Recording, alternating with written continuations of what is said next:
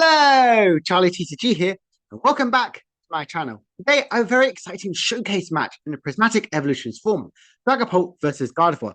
These two decks have been eyed out to be one of the best decks of the format going into this new set when it comes out on Friday. So without further ado, let's jump right into the list for these decks. So I'm going to be playing Dragapult, and this is a very straightforward list, which is doing very well over in Japan right now. Of course, we do play two copies of that irritated pollen attack, knocking opponent for 10 damage. Now, because we're doing this, we're slowing down the opponent, we can have a little bit more of a slower setup. We can see here we are maxing out our copies of Dracloaks as well, which is really good draw engine for this deck, as well as also playing two copies of Lance, searching the deck for some Dragon cards and putting them into our hand. This is really good, especially in turn 2 or 3, getting your Dragapults as well as also your Dracloaks, your draw engine of the deck. We see here we do have quite good ways for energy acceleration, playing Sparkling Crystal, still playing that Crispin, but it's also Earth Invest as well to actually search our deck for energies itself. Then the rest of the deck is still very much straightforward. Dragapult, I still think, has one of the best attacks in the game. 200 damage and then 6 damage counters to any one of your opponent's Pokemon, moving them around it to any way you like. So let's actually look at Justin's Gardevoir list here. We can see here they is still playing one copy of the Badu as well. Trying to have that slow down approach as well, but also does play a few some very sort of scary cards in my sort of side as well. 2 copies of Monkey Dory with 3 copies of Darkness Energies. Very, very scary for me. And they can pretty much remove all of those 6 damage counters that get placed around there. So again, that's something I need to be watched out for, as well as also Cresselia. Lots of healing, spraying some damage counters around here. So again, that's definitely something which I'm going to be very concerned about going forward in this sort of match, and potentially a way for Gardevoir to keep up with Dragapult. So without further ado, let's jump right into the video. So you can see here that I'm starting off with a Badu, and Justin is there with a Cresselia, and I start off with an Ultra Ball, definitely a bit of a hard discard factor, getting rid of a Dusknoir as well as also a Duskull.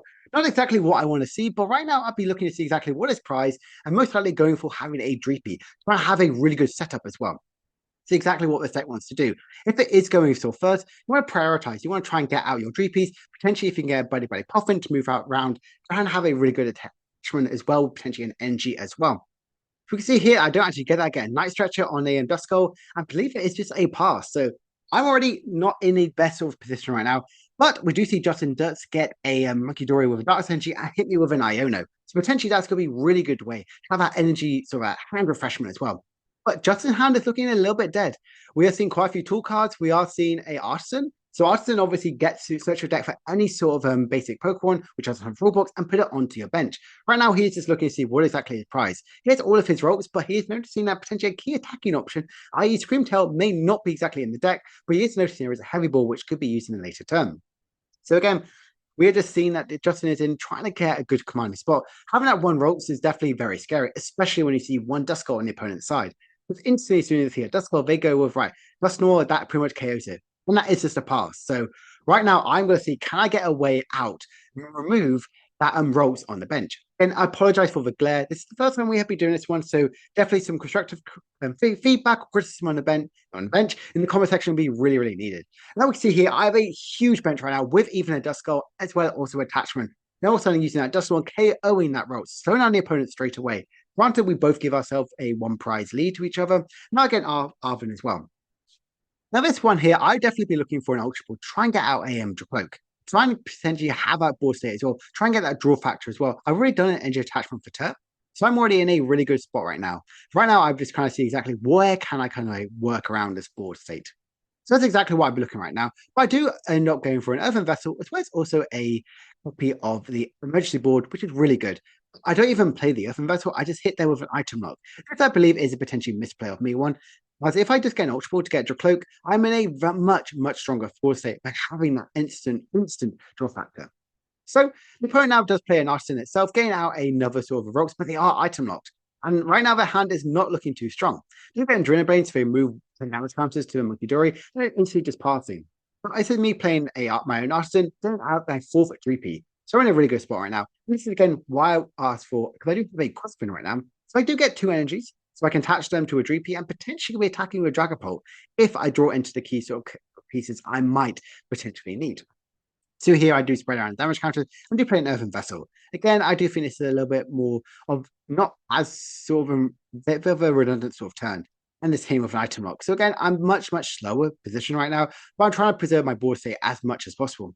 Still lowering the opponent so they can't have any sort of item cards and limiting them so they can't even play that Fair Stamp in their hand. Not going back in, but they finally do get a Curlier out. So this is definitely something which I'm a little bit worried about.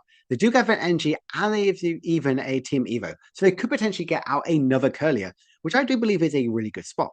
Players Arven now means that they can actually get any of the key item cards, which they could potentially play next turn. Ideally, they're looking to see, if I use a Team Evo right now, will I still get a Curlier? And I think that's exactly what they're noticing right now as a really good line of play. You get an Earthen Vessel for next turn, so they could potentially use that if get out their energy cards, and what can easily be discarded from a Monkey Dory. But they do get another attachment from Monkey Dory, sorry, bench Monkey Dory, and get out this earlier. So this is a very much a quite scary sort of play right now.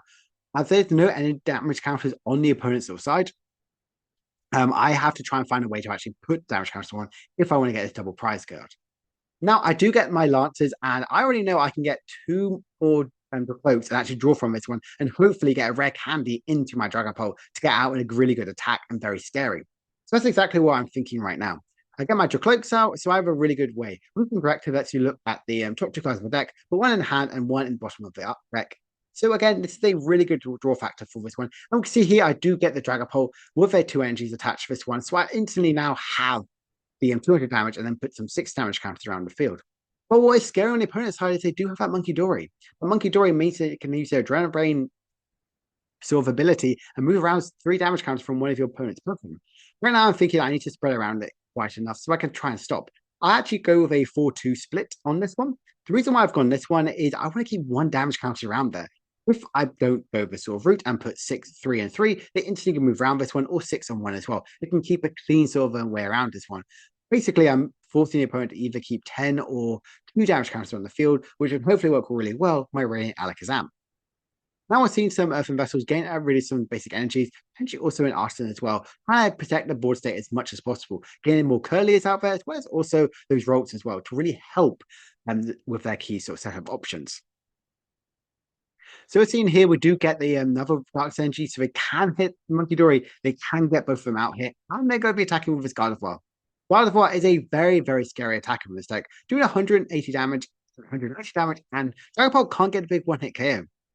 Here, the Unfair Stamp, again, very, very devastating for this Dragapult player. They do obviously, they can see additional 6 more cards with that Recon Directive, something the opponent can still try and slow me down as much as possible. Now, there was always going to be that 3 attack right now with having that Buddy on the bench. So again, that's something which I've always given out that to the opponent, when they can easily KO out from likes of a Monkey Dory or potentially even a Fluttermane. This 4-4 turn will be an Arven. Right now, potentially we're looking for another Earthen Vessel, and even just a Bravery Charm as well to protect that Rolls from the bench, which already has been done, or potentially for the later turns when you attack with a Screamtail or Drifloon. So I think this is really good. Just a good way to thin out the sort of deck. Right now, we're putting those some damage counters on this one, and potentially just thinking where exactly will I be moving these some 6 damage counters. Instantly, you think about that and Dust Skull right there on the bench. Removing that Dust Skull is really, really crucial because Dust Skull is the only way how I can actually one-hit KO Gardevoir and still move around some damage counters in the late sort of term. So we can see here they do get that easy free prize card in the middle of their turn, and attacking with this Gardevoir doing 190 damage, and I do not have a response right now. I don't play Thornton, I don't play any way around this one. So the opponent is in a very, very safe position right now. I would need to look for like a boss's orders to KO over Monkey Dory, as well as also a Curlier on the bench. So right now, I'm just trying to see exactly what key sort of cards can I get into as well. Can I get a boss's orders? Can I protect any of my cloaks and evolve up into them to protect them as much as possible? Now, I do have a boss's orders, so I can remove a Monkey Dory as well as also a Curlier, which is great. It keeps me on the 2-2 prize trait. But benching this Pheasantipity makes sure the opponent can easily KO it from likes of a Screamtail. But it helps me with that draw factor.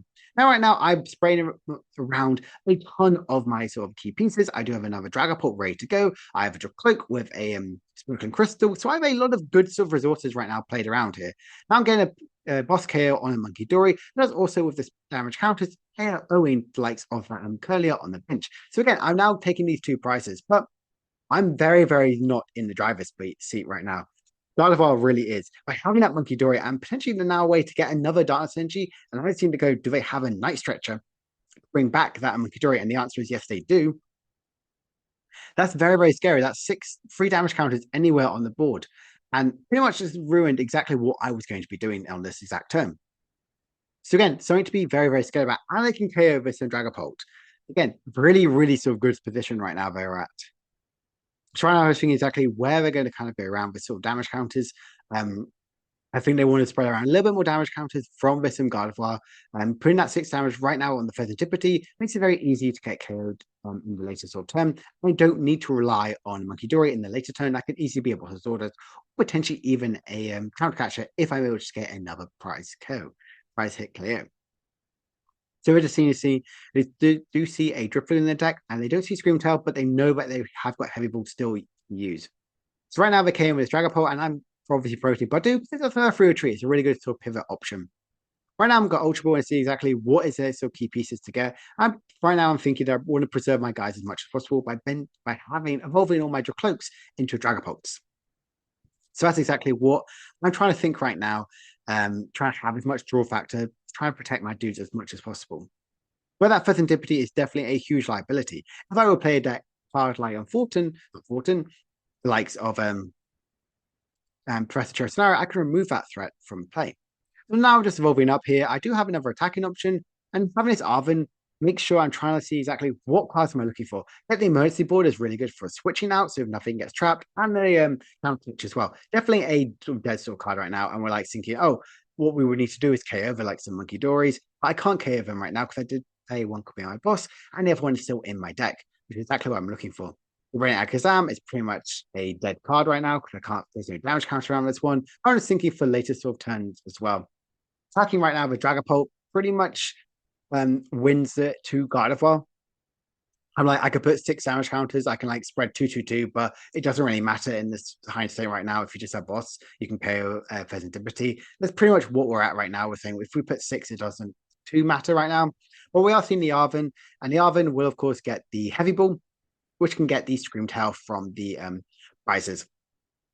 Have that 3 damage counters, which is on Gardevoir as well as also Monkey Dory, means that the Screamtail can easily get this big one-hit KO on this Pheasantipity on the bench, and pretty much making sure that Gardevoir is going to be winning the first game of this best of 3. And we can see this right now. Let's get into the win. Now I'll start off with game number 2, and we're actually having Gardevoir start off, and I do see a Heavy Ball with a Rocks and Yak spot, and myself starting off with a Dreepy. And we see here they have prized a Gardevoir and 2 copies by Poffin. Now that's not what you want to see, especially when I'm looking to item lock the opponent as quick as possible. So they need to use as many of their item cards as they can. Now we do have an Ultra Ball, which is great, but they are getting rid of 2 of their very key tool cards, which will obviously benefit them in the later sort of turns. So they get the 2 Rocks, which I think is much better than their game 1 sort of plan. You'll get Darkness Energy attached to Rocks and pass it over the turn. Now, I do get 2 copies of the Dreepy. Right now, I'm going to be thinking, if I get my rescue board as well as also my Ready Puffin, I can hit with that very scary sort of turn 1 item lock with Badu with that irritating pollen. And right now, I'm just saying, right, I do have these Badu deck. What else do I really need in this format? Again, I'm also looking for an energy attachment, which is what I missed on the sort of first sort of game. So I want to try and have that as well, to preserve it as much as possible. So you are seeing I got the tool cards, so I have a free retreater in the access bar right now. I do get a Badu, and potentially I'll be looking for a Duskull. Then that Duskull will be really good trying to get that threat established as quickly as possible. And I know it's not going to be KO'd next turn because there's no 2 copies of Monkey Dory out in the field. So right now, you have an irritated pollen for 10 damage, item locking the opponent. And we can see here that they just have a TM Evo and an Iono. Definitely in my hand and bottom of my deck. Right now in the Gardevoir, I would definitely be looking to try and bench away another sort of Rocks. You have an Artisan, which is great, because you already have that Team Evo. And under item lock, getting 2 Gardevoirs, 2 Purliers, would be absolutely devastating for me. It really helped in the long game with that really good draw factor. Now, this Flustermane, I think, is a really good attacking option in this deck. Because it works really well with the Monkey Dory and Adrenal Brain, move around some damage counters on this one, it's going to be really good to potentially get a cheeky KO in the late sort of turn. So it's also shut off my own Brilliant Alakazam, which I think is a really good inclusion. Now, we can see I do get a Dragapult as well as also a Ready Puffin. This one I realized I have got a pretty scary prize card, but I actually prized another one of my Duskull. It's exactly not what I wanted to have at all. I wanted to have another sort of Duskull right now, so I can actually threaten at least a Dusknoir potentially in the turn or 2, and not having it removed very easily from Monkey Dories in the latest sort of turn. We do have another Dreepy, so that's potentially could be something I'm thinking of. And I still have access to Recon Directive, so I can have a look at the top 2 cards and hopefully see something to draw me out of this sort of very, very scary sort of plan. I mean, an RE potentially getting rid of my GP for a Earthen Vessel, so I can actually get an energy attachment. But again, you can see I'm in a much slower sort of position. I do have that item lock, but the opponent does have these Hurliers right now. I could sit potentially with another irritating Pollen, which might exactly be the play to go. I just want the opponent whilst I'm still trying to get a good setup. Um, that's exactly pretty much what I'm thinking right this second. Um, so I've got the Earthen Vessel, I get the two energies right now, get an attachment, and I'm thinking I can get a Recon Directive. I do get another Badu, but I also get a Dragapult as well for the later sort of turn. I'm trying to see, do I have a rare candy sort of option? But I am option potentially go with a Lance. So go with here, I can get another sort of my Cloaks. So that's also a Dragapult for the next sort of turn. This is also really, really good for thinning out the archetypes. So I can hope you have better draw factor from this Dragapults and Dragacloaks in the later sort of turn. So that's exactly what I'm thinking of right this moment. Trying to have a good sort of preserve space, but I have missed the turn to attack nearly every single turn. So that's something which I'm going to be thinking about going forward, about thinking about what exactly is the list sort of option going forward. How can I be a much more sort of quicker sort of response?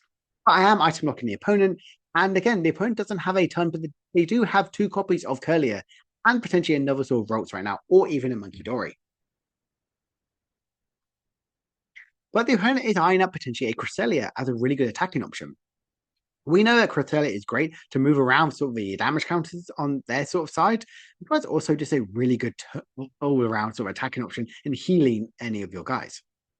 So we are getting rid of some key item cards they might not really need, as they can't really play it under like some item lock, which I think is still a really good position they're at right now. They do have an Arven, so they can get out a tool card potentially for the later sort of turn, potentially even getting a Bravery Charm to protect any of the guys on the bench, and they can't easily be KO'd. They have already played the Artisan, but they are seeing what other key sort of cards they have. I do see a Screamtail and I do see the Drifloon. So they have 2 of their best sort of big attackers option still left available to them for the latest sort of term. Now we're at our local now. Sorry about this. We're just paying our table fees for it. It's a really, really good local. Check out Darksphere if you are in West London. It is somewhere I go nearly every single week, and they have such a great Pokemon community. So here we are seeing they can't exactly use the Earthen Vessel, but it's just showing he got it from the Arven, and he's moving this to 2 damage counters. But again, this to the Badu, get that KO in the latest sort of turn, and just hitting it there with the Frostman in the actual spot, kind of slow me down as much as possible by not being use any abilities in the actual spot. That never really happened in this style of deck, but again, something to think about. And it's presumably evolving one of your Curlies into Gardevoir, protecting it as much as humanly possible. But moving those 2 damage counters was absolutely crucial, because if those 2 damage counters were kept from the board, I can move them around with that Radiant Alakazam and potentially get 2 KOs from 2 copies of those Curliers. So again, I think that's a really, really good move. And it shows the power of what Adrenabrain really is doing to Dragapult list. Now we do see I do have some end attachments to my guys. I do have the Sparkling Crystals in my hand as well. It's also a Dragapult. So right now I've got the attacking option, but I only can get a single price KO. Right now, I don't have any of these damage counters, and benching this Radiant Alakazam is definitely something which I very, very much should have not have done, because it could easily be a threat. As I've already attached a emergency board right now, I already have got rid of it's a free retreater option, so now I need to get a way to try and move this one. And right now, I do agree with this one. I think Monkey Dory is one of the biggest threats right now. Removing that 6 damage counters, put it onto one guy, I think is a really good smart move. Right now, I've seen the opponent has quite a small hand, and thinking that they aren't really going to find a good way to respond to get a second Monkey Dory out to KO potentially my Duskull on the bench. So now we are seeing what the opponent is going to do. We do have another Monkey Dory available to this one. And they can't get the double monkey out, which is definitely something which this wins. But now they have access to item cards. Now they can easily remove their Earthen Vessels, removing any of those 2 psychic energies, and then bringing back any of the key energy cards from the deck. I'm going to be definitely, if I'm then, thinking of going with that unfair stamp, reducing my hand size, but also helping them out. And right now we're just thinking, what exactly can you get out from Artisan? And potentially is still that Cresselia play, which I really, really agree. I think Cresselia is going to be the best attacking option right now for that additional more healing factor. Granted, you will be spreading your energies around, but I think in the long term, it's really good. You don't want to have any sort of excess of any sort of damage counts around this one. The Dragapult really takes advantage, especially as you see there is Radiant Alakazam benched on the opponent's side. So that's exactly what we're seeing right now from this Gardevoir style player as we do shuffle up the deck. Asking to cut, and we do see that they are just going to do some refinements. It's just got a few cards from their hand, and potentially could be benching out the other sort of a Monkey Dory. But right now, we're just trying to see exactly what sort of things are there to protect this one. I definitely will be looking potentially for that Bravery Charm to protect your guys, but you also do have the Counter Catcher, which right now the opponent is kind of thinking exactly what I talked about earlier. Counter Catcher stalling that and bringing Alakazam. It's going to say that I know I have Switch, but I don't have Churro in this list. And as this is an open sort of testing things, the opponent is definitely aware of that sort of situation. And again, like I talked about, hitting us with this unfair stamp, disrupting me as much as possible, just to hopefully get them in a much more of a driving sort of spot, which I definitely think Gardevoir really is in this Dragapult style format. So seeing exactly what they kind of do, potentially attacking with the likes of Gardevoir, or generally having a Flutter Mane as well. Right now, we're seeing moving 6 damage counters from the Curlier and moving it onto that Dragapult. Moving around some damage counter with this Cresselia, which I think is really, really good to spread around some heal, some sort of damage counters, and KO, and of course, that Dust Skull. This is exactly what the opponent will be looking at right now, slowing me down as much as possible. Now I've got quite a good sort of key cards here. I want to draw and see exactly what I can get into this one. If I get an Arven, I know I get a switch. But right now, I'm trying to see what can I really see an option for this one. And I do, in fact, draw into an Arven. So I can get out of that switching out and potentially get out these easy 2-prize KO. I'm just getting a TM Evo, which I won't exactly need right now in this going forward. And this is a really good way to thin out the deck as much as possible. Definitely one of the good key strategies in Pokemon is having that know exactly when to thin. So I'm attacking with a fresh, clean Dragapult, still spraying around some energies around here to try and protect as much as possible. Right now I'm seeing I just want to move some damage counters around here, and I'm just trying to see how many damage counters on this one I couldn't exactly see from that angle. By moving the 2 damage counters, I need to KO Curlier on the bench and taking over that lovely 2-prize turn, which is exactly what I need. Bring the price rate down to 5-3. So we can see here that right now Gardevoir wants to do exactly the same thing. They want to obviously get that out, that second Monkey Dory, but also scrapping over that Radiant Alakazam. They know I've just played a switch. They know I have a switch. I've played a rescue board. So they want to, emergency board. They want to stop that from happening again. So that's exactly where I think this Gardevoir player is, or Justin will be wanting to do.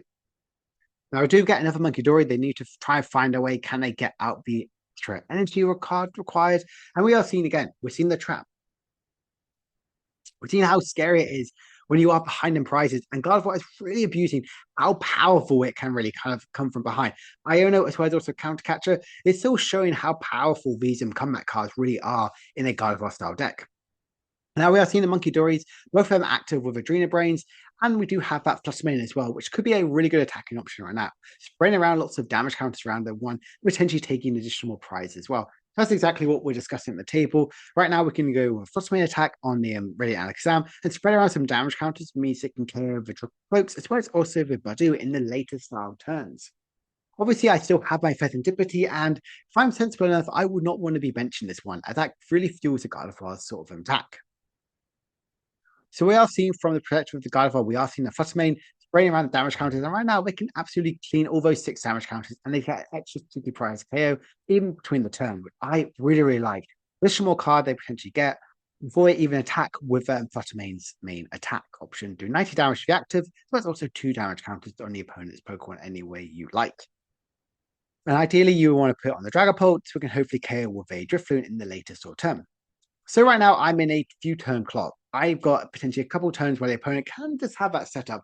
I need to remove this Flutter Mane from the active spot, as well as trying to boss up and KO the Curlier or Monkey Dory on the bench with my Dragapult. But now I've just benched Serendipity, we're just trying to go with the 5-prize, it's 4-prize turn. We can use the Adrena Brains to KO the likes of Radiant Alakazam, Badu, as well as also that Serendipity on the bench. But I have nothing. I'm just drawing through a few stuff and potentially just going to be passing. I'm trying to think. I can't find my first spin to get some energies from my deck to actually move this Radiant Alakazam. So right now I'm just thinking of protecting my board state as much as possible.